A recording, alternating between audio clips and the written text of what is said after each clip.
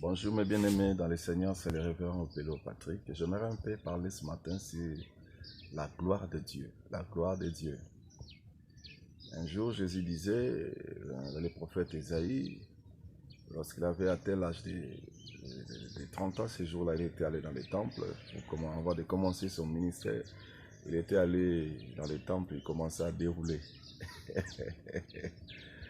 Et il lit là où il est écrit, l'Esprit du Seigneur est sur moi, il m'a oint pour libérer les captifs, rendre libres les opprimés et proclamer une année de grâce, un jour de vengeance du Seigneur. Voyez-vous, quand nous parlons sur la gloire, on parle de la gloire lorsque l'Esprit de Dieu, l'Esprit du Seigneur est sur toi. Et lorsque cet Esprit te oint, lorsque l'Esprit de Dieu oint ta vie. Et nous avons vu au parcours de son ministère comment le Saint-Esprit a oint sa vie.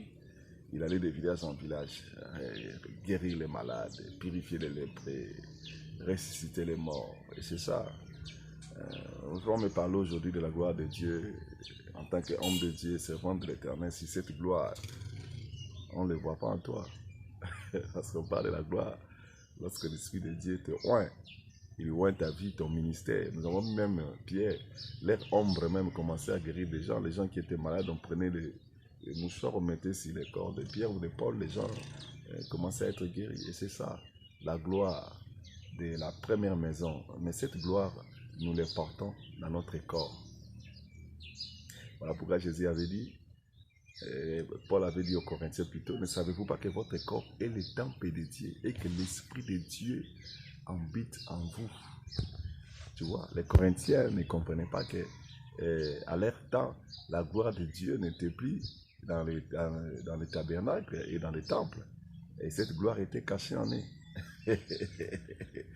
Ils ne comprenaient pas cela et ils continuaient à vivre dans l'immoralité en tant que des chrétiens.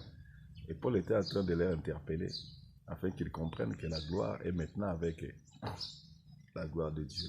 Nous portons cette gloire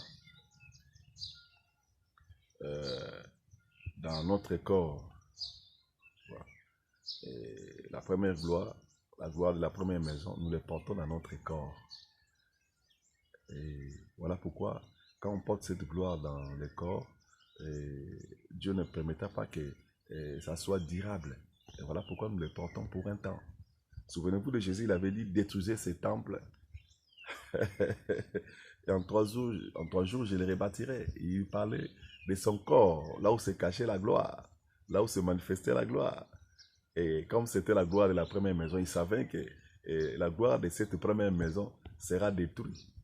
Voilà pourquoi il disait détruisez ses corps en 3 jours, ces temples plutôt, à 3 jours, je les rebâtirai. Parce que la gloire de la première maison, c'est avec notre corps, ça fonctionne, c'est caché dans notre corps. Mais la gloire de la deuxième maison sera plus grande parce que lorsqu'il il était mort, il est ressuscité, il avait porté maintenant le corps de gloire. Et c'est ça, la gloire de la première maison. Lorsque nous allons porter le corps de gloire avec la gloire de Dieu, et cette gloire de la deuxième maison sera maintenant éternelle. C'est là qu'il partira avec nous jusqu'à l'éternité. Et il savait cela. Voilà pourquoi il disait d'utiliser ces temples. À 3 jours, je les rebâtirai. À 3 jours aussi, il était ressuscité. Mais quand il est ressuscité, c'est là où il était devenu encore terrible, avec la gloire de la deuxième maison, avec le corps de gloire. Parce que là, il commençait à apparaître et à disparaître. Et avec ce corps, vous ne pouvez pas le tuer, vous ne pouvez pas lui faire du mal.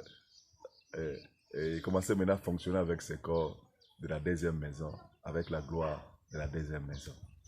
Que Dieu vous bénisse, c'est le révérend Opelo Patrick.